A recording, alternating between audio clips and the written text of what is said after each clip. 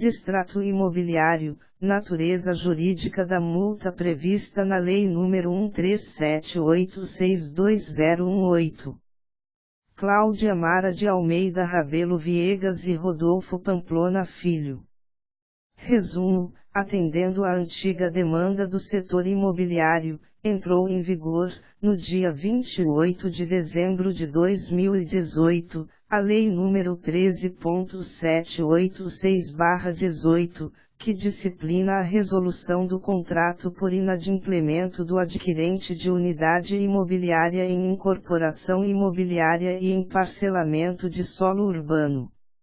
O comando legal, justificado pela busca de suposta segurança jurídica, regulamenta o chamado distrato imobiliário, determinando que as construtoras retenham de 25% a 50% do valor quitado pelo adquirente, em caso de desistência da aquisição de imóvel comprado na planta. Considerando a drástica alteração da realidade dos negócios jurídicos imobiliários, pretendia-se, por meio de técnica bibliográfica, analisar a natureza jurídica da multa imposta ao comprador que desiste da aquisição de bem imóvel na planta, bem como apontar os eventuais prejuízos gerados ao consumidor. 1. Introdução. No apagar das luzes do ano de 2018, especificamente no dia 27 de dezembro, o presidente Michel Temer sancionou, sem vetos, a Lei nº 1378622018, que disciplina o denominado distrato imobiliário, elevando consideravelmente a multa imposta a quem desiste da aquisição de imóvel na planta, bem como legaliza o atraso de 180 dias para a entrega da obra. Vamos entender a trajetória da lei. Atendendo à antiga demanda do setor imobiliário, o plenário da Câmara dos Deputados aprovou no dia 6 de junho de 2018, o projeto de Lei 1220/15 de autoria do deputado Celso Russomano, PRDSP, que, originariamente, regulamentava a desistência do contrato de incorporação imobiliária com previsão de retenção, por parte da incorporadora, de 10% dos valores pagos pelo comprador. Por ter sido objeto de muitas alterações, foi encaminhado ao Senado na forma de substitutivo, recebendo a roupagem de projeto de lei 68/2018, relatado pelo deputado Josi Tadeu Tedili, PSDRS, onde foi aprovado com emendas e devolvido à casa originária.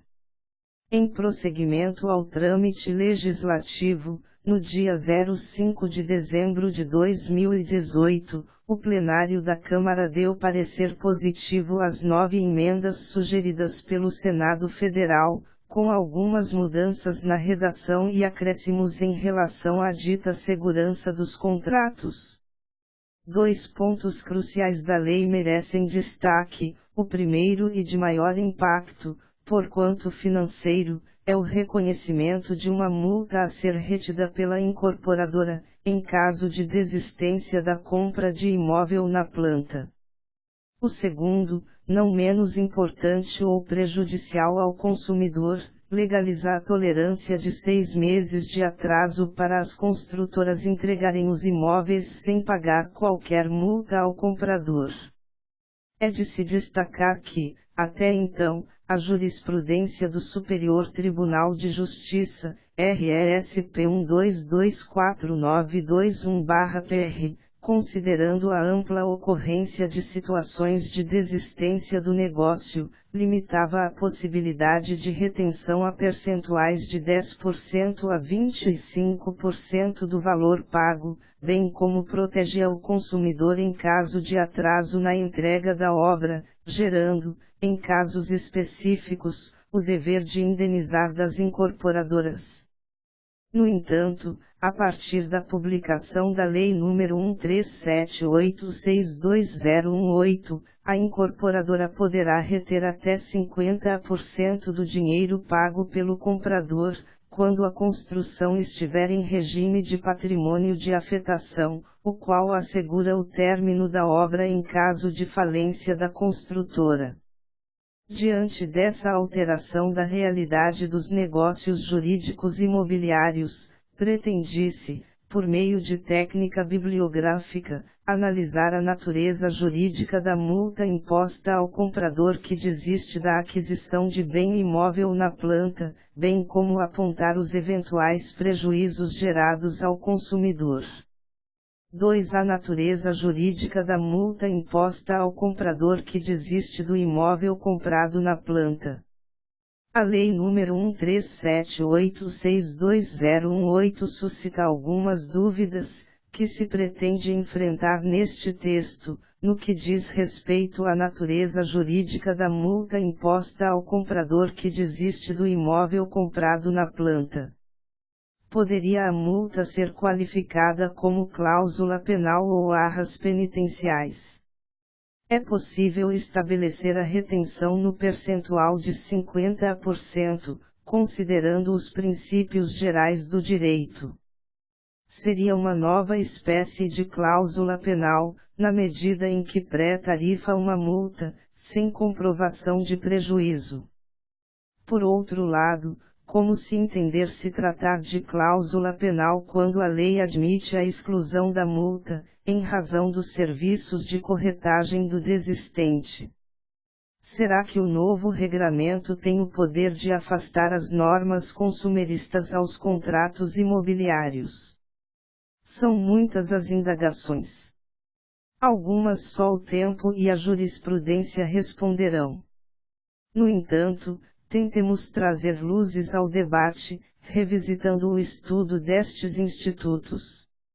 O art. 35-A, inciso 4, inserido na Lei nº 4.591/64, por meio da aludida Lei nº 1378622018, estabelece que os contratos de compra e venda de cessão de unidades autônomas integrantes de incorporação imobiliária deverão estabelecer as consequências do desfazimento do contrato, seja por meio de distrato, seja por meio de resolução contratual motivada por inadimplemento de obrigação do adquirente ou do incorporador. Brasil, 2018. Por sua vez, os limites de deduções, em caso de distrato imobiliário ou resolução por inadimplemento absoluto do adquirente, constam no art. 67-A, in verbis.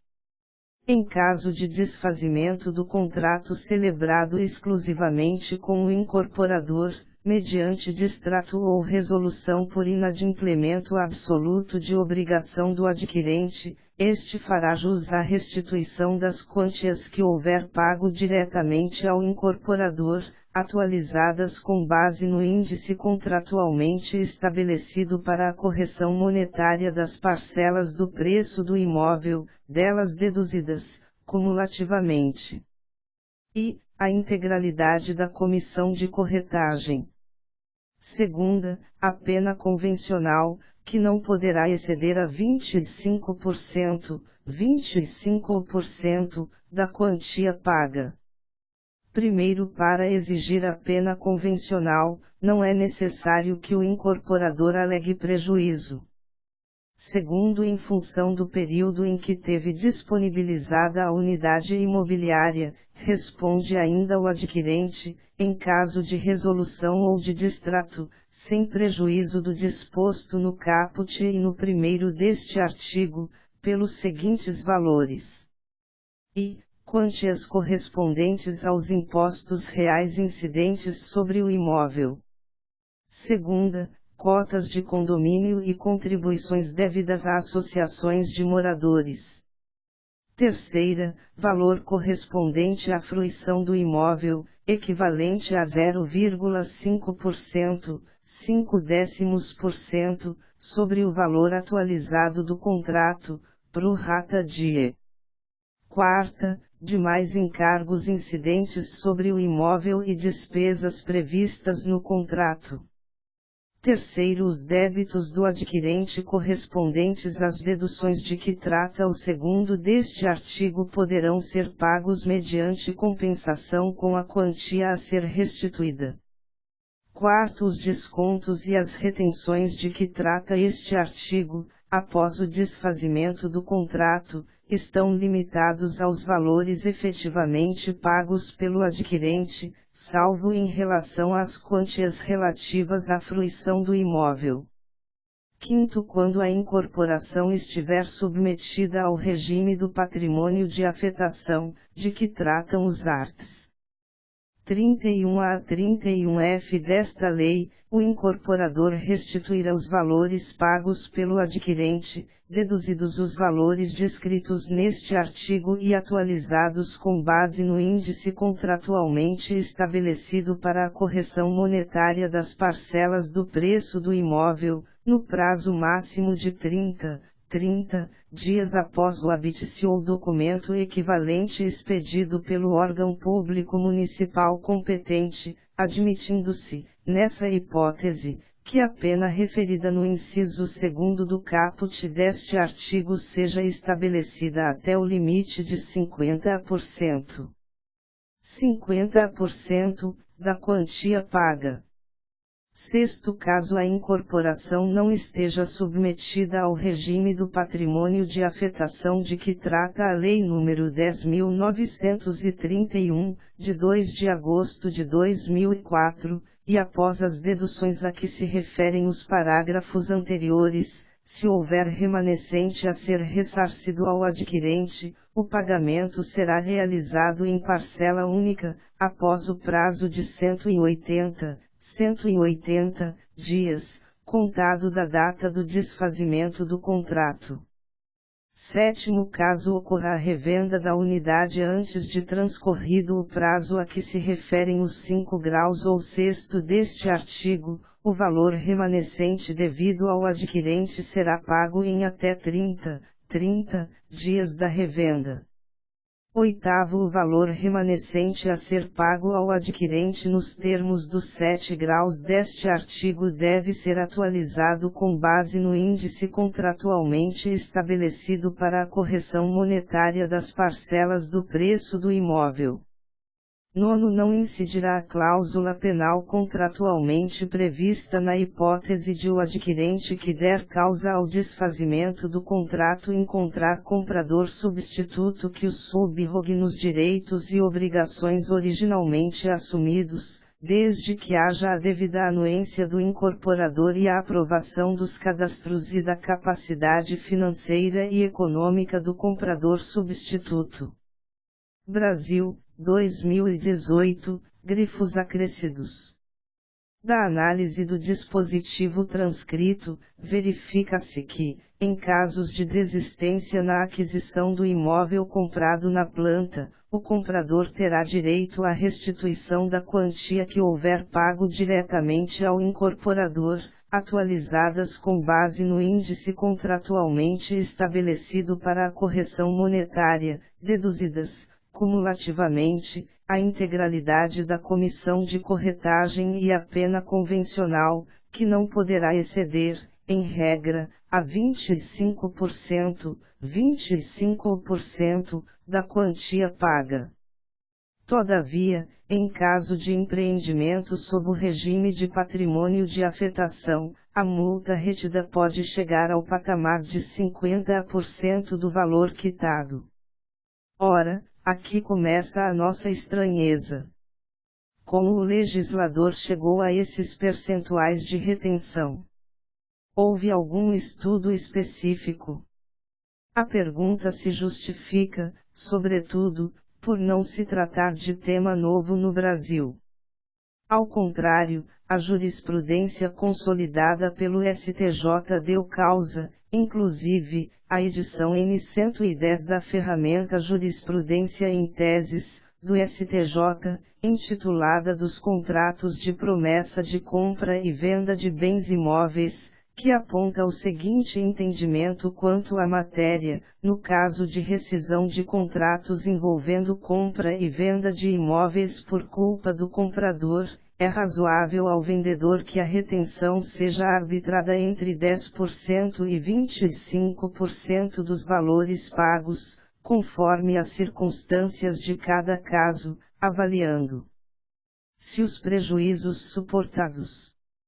A edição, publicada pela Secretaria de Jurisprudência do STJ em 21 de setembro de 2018, cita os seguintes julgados no mesmo sentido, agem no ARESP 1.200.273/DF, relatado pelo ministro Marco Buzzi, da 4ª Turma, julgado em 19 de junho de 2018, DJE 26 de junho de 2018, agem no RSP 1.395.252/SP, relatado pelo ministro Moura Ribeiro, da 3ª Turma, julgado em 5 de junho de 2018, DJE 15 de junho de 2018, agem no RSP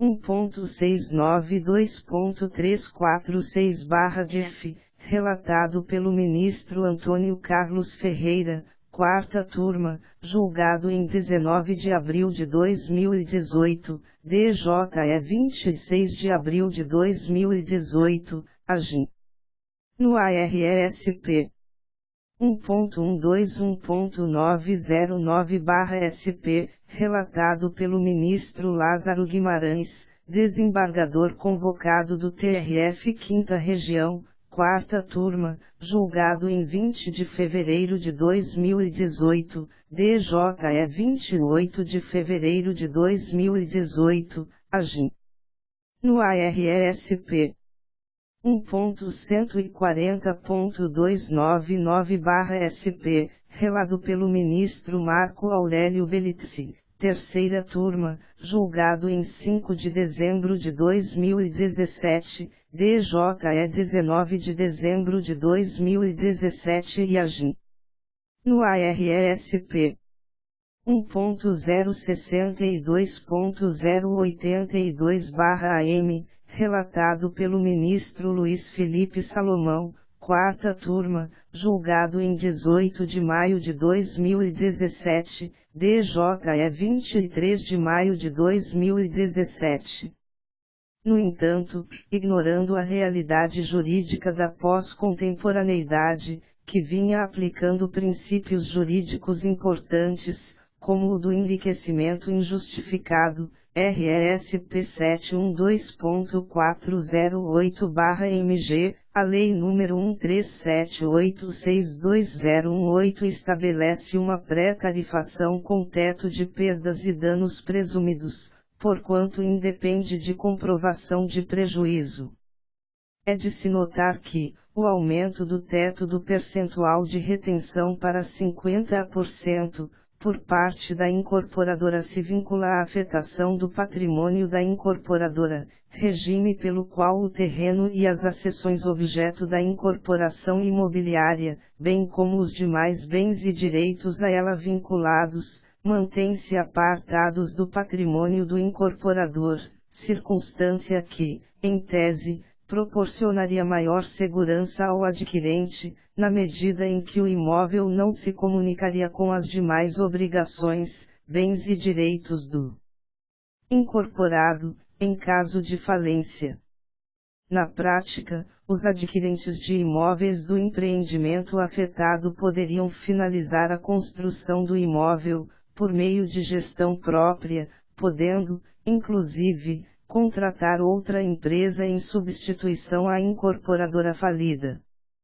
Em outras palavras, o imóvel incorporado permanece adstrito às dívidas e obrigações contraídas, exclusivamente, em razão da execução do empreendimento, excepcionados, nos termos do art. 31-A, 8-O, da Lei nº 4.591/64, os recursos financeiros que excedam a importância necessária à conclusão da obra e o valor referente ao preço de alienação da fração ideal de terreno de cada unidade vendida, no caso de incorporação em que a construção fosse contratada, sob o regime por empreitada ou por administração, hipóteses que não integram o patrimônio de afetação.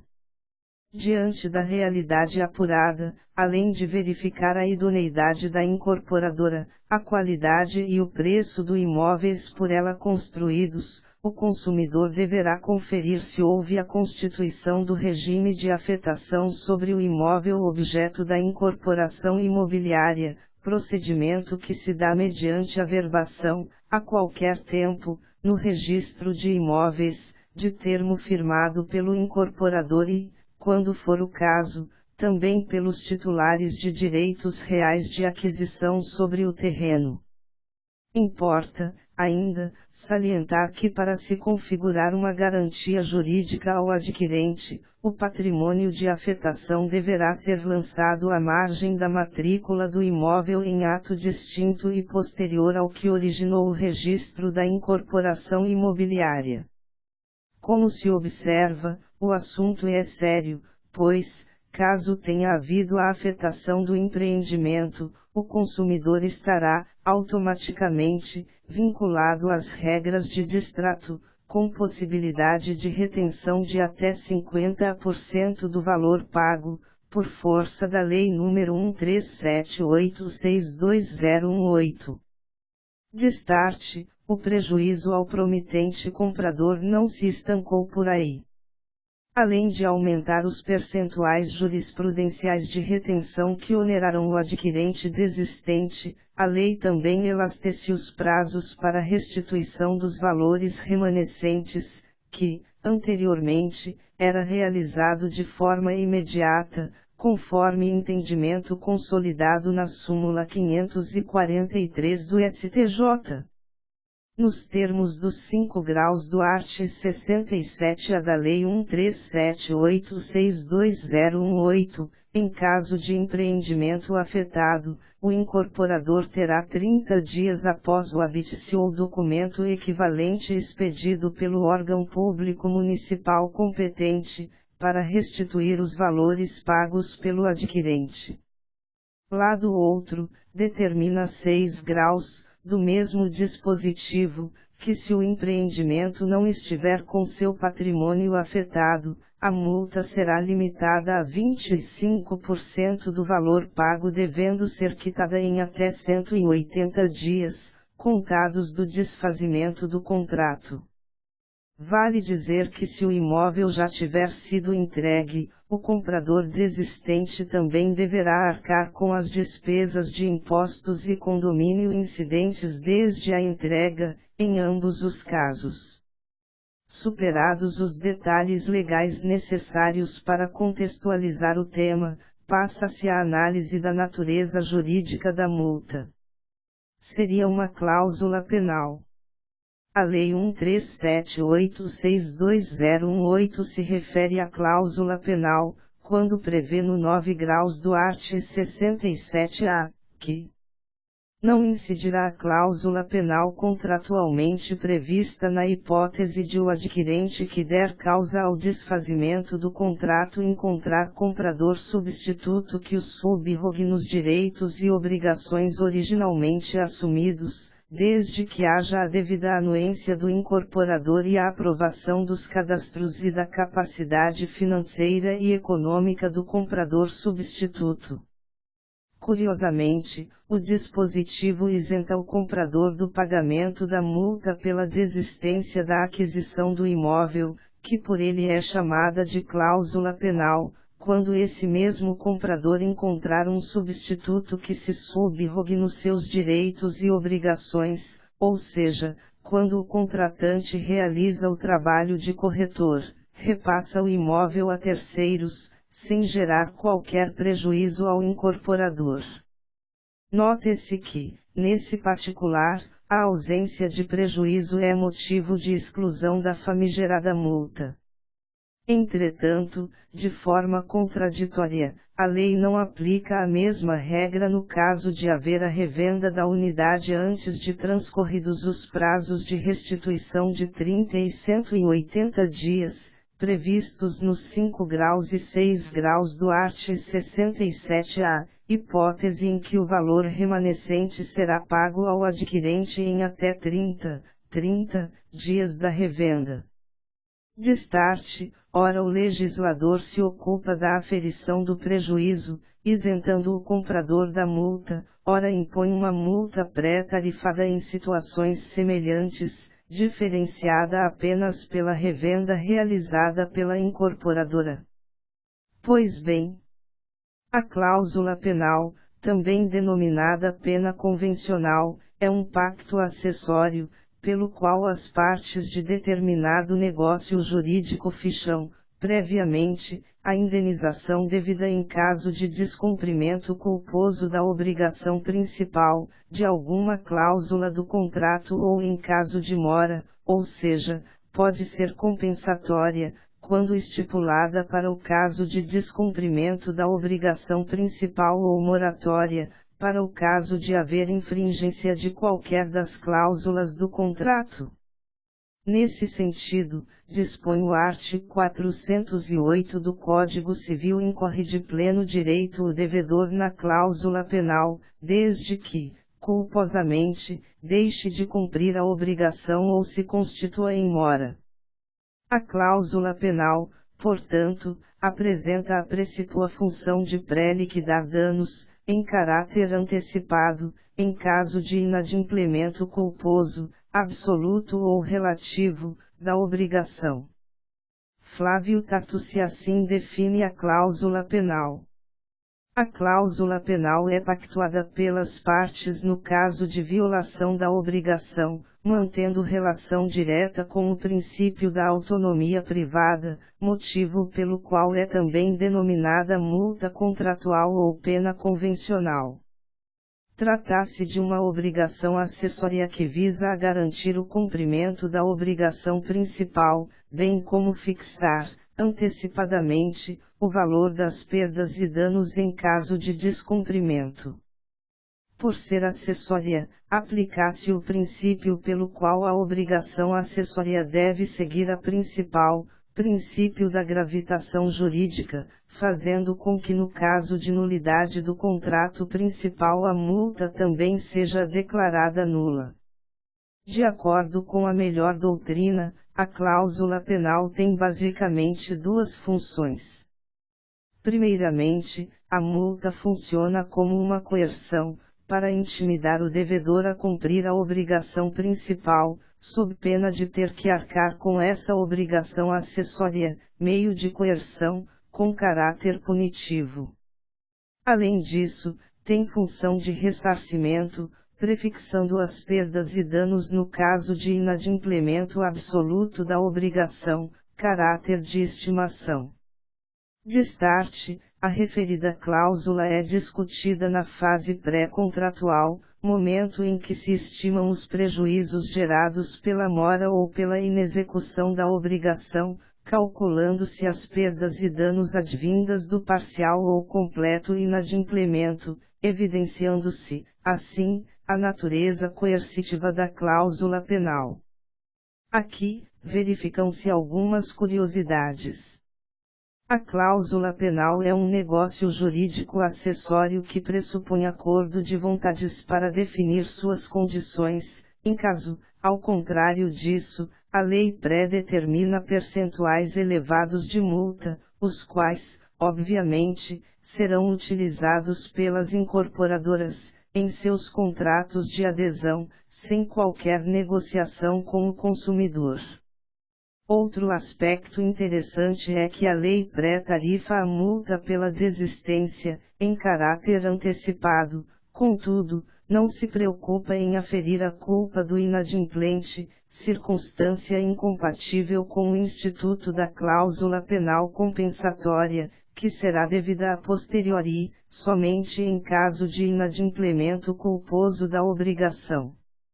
Vê-se, pois, que a multa prevista na Lei 1378622018 não se enquadra no conceito tradicional de cláusula penal, especificamente, por dois motivos. O primeiro se relaciona aos termos e condições da dita cláusula penal, que são criadas por lei e não pela vontade das partes, afastando a autonomia negocial do promitente comprador.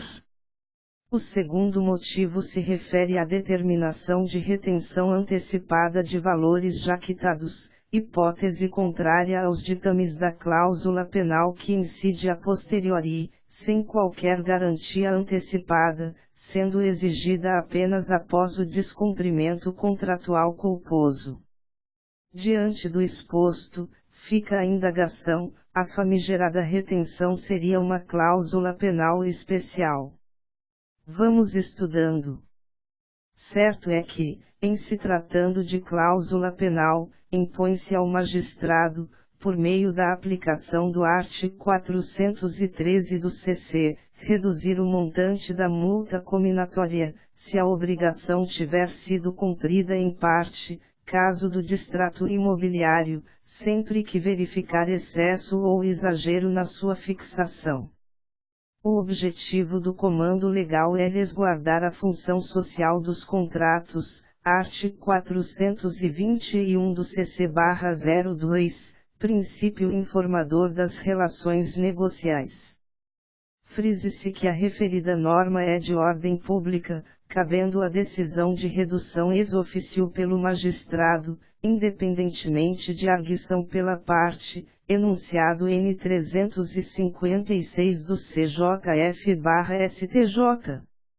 A despeito do limite da cláusula penal ser o valor da obrigação principal, a teor do artigo 412 do CC/02, filia-se ao posicionamento do STJ, no sentido de ser razoável, em caso de resolução de contrato de compra e venda de imóvel por culpa do comprador, que o percentual de retenção, pelo vendedor, de parte das prestações pagas, seja arbitrado entre 10% e 25%, conforme as circunstâncias de cada caso, avaliando-se os prejuízos suportados.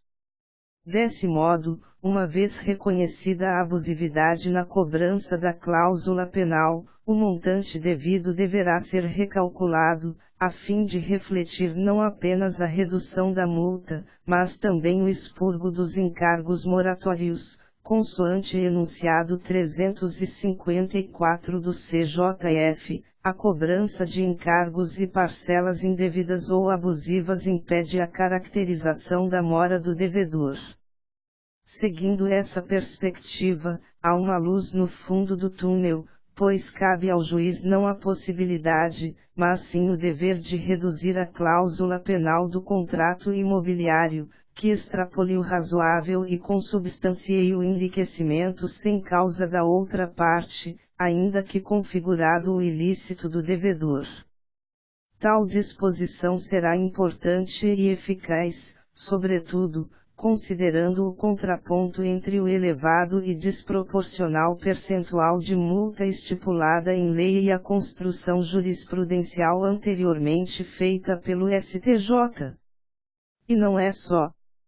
Considerando a norma civil, a resilição bilateral ou distrato de um contrato exige, na medida do possível, que se promova o retorno das partes à situação original, status quo ante, pressupondo, principalmente, que nenhuma das partes tenham vantagens excessivas em relação à extinção contratual.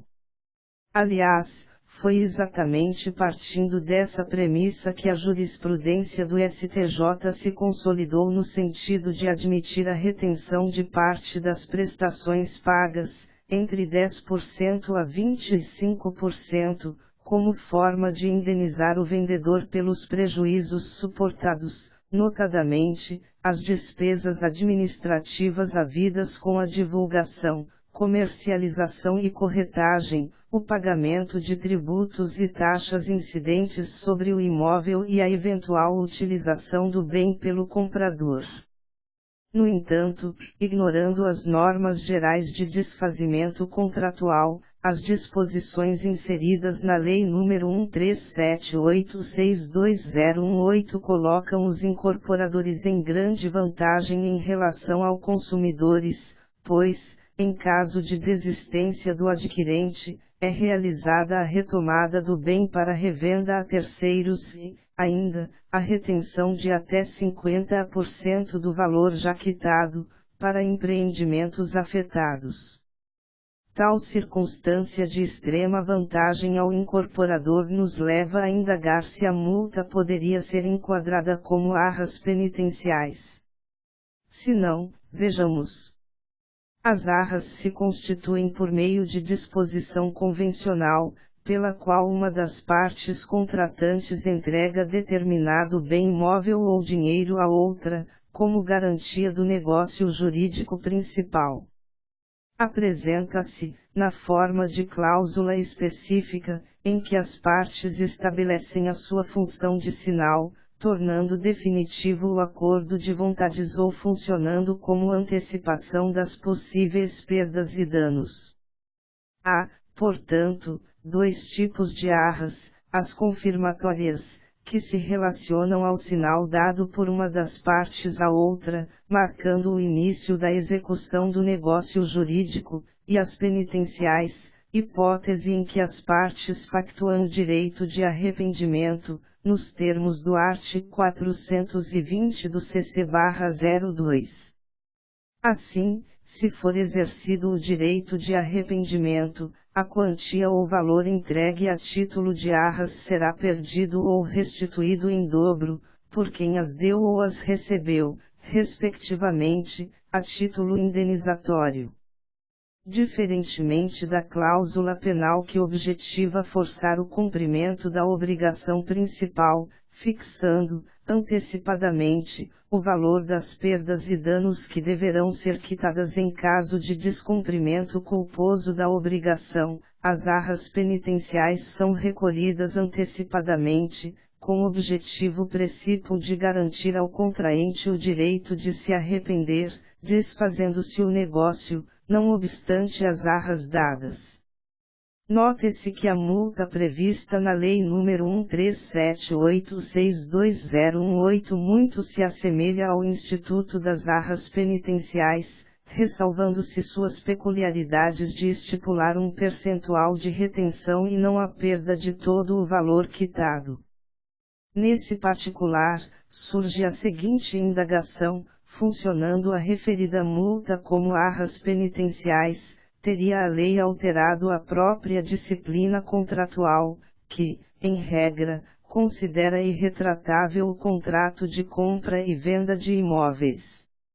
Ora, um contrato civil, quando celebrado, é feito para ser cumprido, não havendo espaço, ordinariamente, para alegações de arrependimento, salvo, justamente, no estabelecimento de arras penitenciais. De par com isso, os contratos de compra e venda de imóveis levam à designação compromisso ou promessa por convencionarem, entre as partes, obrigações futuras para a realização de um contrato definitivo de compra e venda. Nessa senda, objetivando maior segurança jurídica aos contratantes, as leis nº 4.591/64 e 6.766/79 trazem como regra geral para os compromissos de compra e venda, o instituto da irretratabilidade. Entretanto, a Lei nº 1378622018, ao que parece, torna o contrato de compra e venda de aquisição de bem imóvel que antes era irretratável. O legislador deve ter esquecido que tal modalidade contratual era chamada de promessa irretratável de compra e venda, como sendo retratável, com grande prejuízo ao consumidor. Verifica-se, então, que a multa em face da desistência do adquirente de contrato de compra e venda de imóveis não se encaixa, perfeitamente, nos conceitos de cláusula penal, tampouco de arras penitenciais. Surge, ainda, uma última indagação: poderia a multa prevista na Lei nº 1378622018 ser astrentes? Pensamos que não. Originário do direito francês, o Instituto das Astrentes se constitui numa espécie de multa processual, um mecanismo de execução indireta, cuja finalidade é coagir o devedor ao cumprimento da obrigação mediante a imposição de multa pecuniária.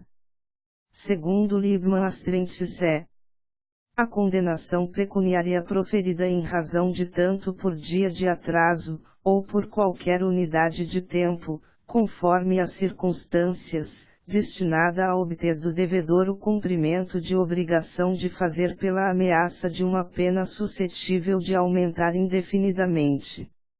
No Brasil, diferentemente do Código de Processo de 1973, que não tratou especificamente do tema, o CPC de 2015, primando pela celeridade e efetividade das decisões judiciais, dispôs no artigo 814 que, na execução de obrigação de fazer ou não fazer fundada em título extrajudicial, ao despachar a inicial, o juiz fixará multa por período de atraso no cumprimento da obrigação e a data a partir da qual será devida. Tal conceito nada se relaciona com a multa autorizada pela Lei nº 1378622018, pois enquanto as astrentes objetivam constranger o devedor a cumprir uma obrigação de fazer ou de não fazer, a retenção parcial de valores pagos funcionam como penalidade no desfazimento do contrato de compra e venda de imóveis. Diante do exposto, dúvidas permanecem acerca da natureza jurídica da multa prevista na Lei 1378622018. Poderia ser ela classificada como uma cláusula penal especial ou arras penitenciais especiais.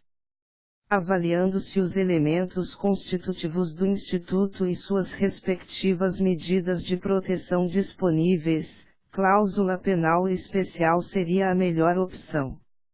Isso porque, apesar de lícita a estipulação de cláusula penal, sua incidência não pode, em contratos de consumo, acarretar desvantagem exagerada ao consumidor, sendo necessária a redução equitativa da cláusula, nos termos do artigo 413 do Código Civil. Aguardemos novas conclusões. 3. Os efeitos da aplicação do Código de Defesa do Consumidor aos contratos imobiliários. A multiplicação na comercialização de imóveis na planta, por meio de financiamentos diretos com as construtoras ou por agentes financeiros, se difundiu na sociedade e tem gerado muitos efeitos jurídicos, notadamente, quanto ao desfazimento contratual por inadimplemento ou desistência, objeto em estudo. Nessa senda, mostra-se oportuno demonstrar que o Código de Defesa do Consumidor pode ser um importante escudo jurídico contra a retenção de até 50%, por parte da incorporadora, em caso de distrato imobiliário de empreendimento sob regime de afetação.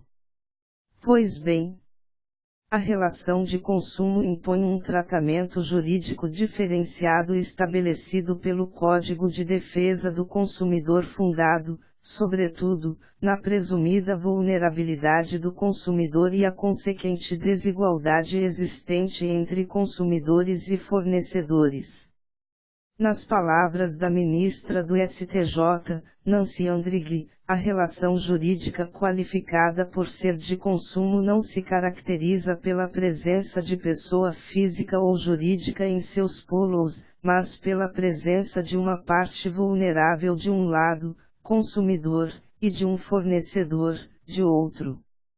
Ou seja, o que define a incidência ou não do CDC não é a natureza objetiva da avença contrato imobiliário ou arrendamento mercantil ou compra e venda, mas sim a natureza dos sujeitos, sendo necessária a existência do fornecedor em um polo da relação jurídica e consumidor no outro, em busca de um produto ou um serviço, art. 3º, segundo, CDC.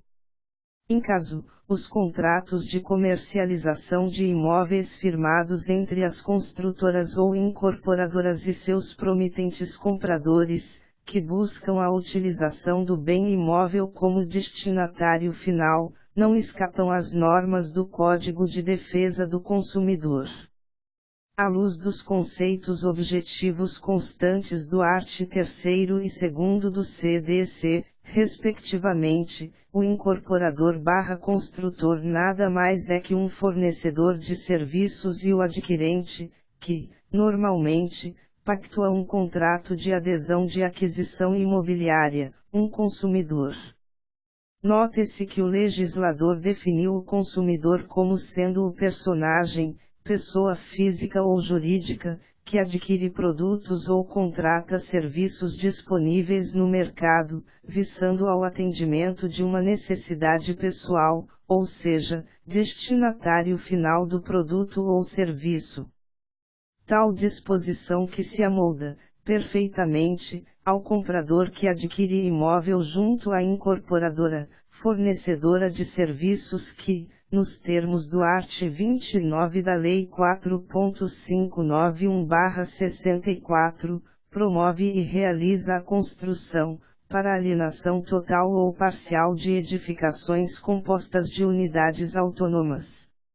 Assim, dúvidas não há de que o contrato de incorporação imobiliária, negócio jurídico por meio do qual o incorporador promove e realiza a edificação de um prédio, vendendo a uma ou mais pessoas, frações ideais do terreno que ficam vinculadas a unidades autônomas em construção ou que serão construídas se submeta às normas consumeristas. Seguindo essa perspectiva de proteção, não se sustenta a multa ou retenção de até 50% do valor quitado, imposta ao consumidor que desiste da compra e venda de bens imóveis, em caso de incorporação imobiliária submetida a patrimônio de afetação, 5º do artigo 67-A da Lei 4.5911964. A imposição da famigerada multa pelo distrato imobiliário deixa o incorporador em extrema vantagem em relação ao consumidor, sobretudo considerando que, em caso de desistência do adquirente, retomam o bem para revenda a terceiros e, ainda, ficam com 50% do valor já quitado. Tal circunstância fere de morte disposições do Código de Defesa do Consumidor, que determinam a nulidade de cláusulas que se mostram excessivamente onerosas para o consumidor.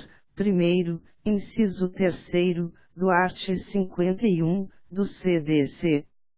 Afinal, restituir o imóvel e perder 50% do que se pagou extrapola os limites do razoável, ficando evidente o rechaçado desequilíbrio contratual, bem como o enriquecimento sem causa do incorporador. Na mesma linha, discordando da referida penalidade, Flávio Tartucci e Marco Aurélio Bezerra de Mello alertam sobre a possibilidade de o percentual de retenção ser superior a 50%, se não vejamos. Causa-nos enorme estranheza, se não perplexidade, a penalidade prevista para os casos de incorporação imobiliária submetida a patrimônio de afetação, que o 5º do artigo 67-A da Lei 4.5911964 passa a estabelecer no patamar máximo de até 50%. A ideia parece ter sido a de fomentar a utilização dessa importante garantia para o complexo negócio de incorporação imobiliária. Entretanto, esse fundamento não pode servir para transformar a extinção do contrato em uma fonte de enriquecimento sem causa.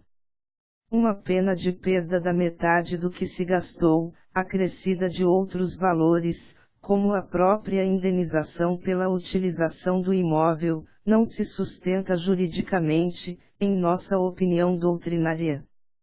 No mundo dos fatos, por essa previsão legal, o promitente comprador poderá perder até mais de 50% do que foi pago, pois, não raro, autorizado pela tese fixada em recurso repetitivo no Superior Tribunal de Justiça, é transmitido a ele o pagamento da comissão de corretagem, desde que previamente informado o preço total da aquisição da unidade autônoma e com o destaque quanto a esse montante pago ao corretor. STJ, RESP 1.599.511/SP, Pré-Ministro Paulo de Tarso Sanseverino. Segunda sessão, julgado em 24 de agosto de 2016, desde 6 de setembro de 2016. Na prática, não há como não pensar naquele consumidor que sonhou em ter a sua casa própria, investiu todas as suas economias na compra de um imóvel, muitas vezes desembolsando quantias consideráveis de entrada, e, logo em seguida, vê-se desempregado, sem condições de arcar com o compromisso que assumiu. Nesse caso, o consumidor ficará sem a sua moradia e, ainda, perderá 50% do que pagou. Entendemos que não. Tal situação fática, além de violar o primeiro, inciso 3º, do art. 51, do CDC, diz respeito aos princípios da razoabilidade e proporcionalidade, gerando, claramente, o enriquecimento ilícito da construtora. Desse modo, não merece prevalecer a retenção de até 50% do valor quitado, imposta ao consumidor que desiste da compra e venda de bens imóveis, 5º do artigo 67A da Lei 459111964, devendo o juiz reduzir equitativamente o valor manifestamente excessivo, tendo em vista a natureza e a finalidade do negócio, conforme determinado pelo art. 413 do Código Civil. 4. Conclusão. No dia 28 de dezembro de 2018, entrou em vigor no Brasil a Lei nº 13.786/18, que disciplina a resolução do contrato por inadimplemento do adquirente de unidade imobiliária em incorporação imobiliária e em parcelamento de solo urbano, o chamado distrato imobiliário. Os prejuízos gerados ao consumidor são muitos, no entanto, o estudo se ateve ao de maior impacto, qual seja, o aumento da multa que pode ser retida pela incorporadora, em caso de desistência da compra de imóvel na planta, que passa a ser de até 50%, em caso de empreendimento submetido ao regime de patrimônio de afetação. Na prática, analisou-se os efeitos jurídicos da aplicação da Lei nº 13.786/18 para o consumidor que, atendendo o sonho de adquirir a sua casa própria, investiu todas as suas economias na compra de um imóvel, muitas vezes, desembolsando quantias consideráveis de entrada, e, em seguida, vê-se desempregado, sem condições de arcar com o compromisso que assumiu. Nesse caso, não se entende razoável que o consumidor fique sem a sua moradia e, ainda, perca 50% do valor investido. Assim, considerando que a interpretação da Lei nº 1378622018 gera dúvidas, no que diz respeito à natureza jurídica da multa imposta ao comprador, que desiste do imóvel comprado na planta, questionou-se a possibilidade de existência de uma cláusula penal, de arras penitenciais ou de astrentes, para, em seguida, apontar os meios de proteção ao consumidor. O estudo da natureza jurídica da multa buscava descortinar os elementos fundamentais que integram sua composição específica, contrapondo-os ao conjunto mais próximo de figuras jurídicas, classificando o instituto no universo existente no direito. Portanto, a compreensão do fenômeno jurídico se mostrou fundamental para evidenciar os institutos jurídicos que impedem a retenção abusiva de valores sugerida pela lei, objeto de estudo. Nessa senda, demonstrou-se que a multa prevista na Lei 1378622018 não se enquadra no conceito tradicional de cláusula penal, negócio jurídico acessório que pressupõe acordo de vontades, sobretudo, porque suas condições são impostas pela lei e não pela vontade das partes. O segundo motivo se refere à determinação de retenção antecipada de valores já quitados, hipótese contrária aos ditames da cláusula penal que incide a posteriori, sem qualquer garantia antecipada, sendo exigida apenas após o descumprimento contratual culposo.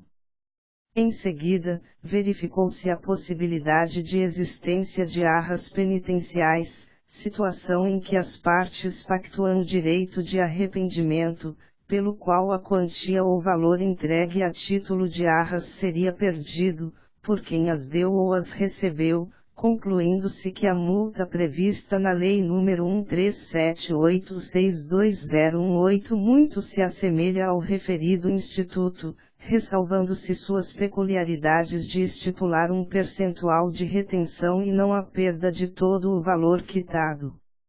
Nesse particular, questionou-se a alteração da própria disciplina contratual, que, em regra, considera irretratável o contrato de compra e venda de imóveis.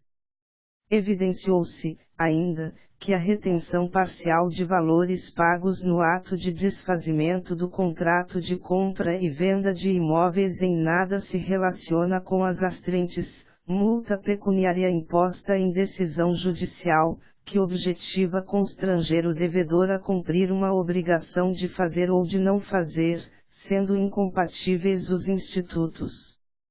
Conclui-se, por fim, que os elementos essenciais do instituto poderiam ser relacionados a uma nova espécie de cláusula penal, denominada pelos autores de cláusula penal especial. Classificado o instituto, demonstrou-se, à luz dos conceitos objetivos constantes do art. 3º e 2º do CDC, que o incorporador/construtor é um fornecedor de serviços e o adquirente, que, normalmente, pactua um contrato de adesão de aquisição imobiliária, um consumidor, circunstância que atrai a incidência das normas consumeristas. Seguindo essa linha, não se sustenta a multa ou retenção de até 50% do valor quitado, imposta ao consumidor que desiste da compra e venda de bens imóveis, em caso de incorporação imobiliária submetida a patrimônio de afetação, 5º do artigo 67-A da Lei 459111964, pois, além de violar o primeiro, inciso 3º, do art. 51, do CDC diz respeito aos princípios da razoabilidade e proporcionalidade, gerando, claramente, o enriquecimento ilícito da construtora. Diante da realidade apurada, espera-se que, uma vez reconhecida a abusividade na cobrança da cláusula penal, no caso concreto, deverá o juiz reduzir equitativamente o valor manifestamente excessivo, tendo em vista a natureza e a finalidade do negócio, conforme determinado pelo art. 413 do Código Civil. O comando legal objetiva resguardar a função social dos contratos, princípio informador das relações negociais.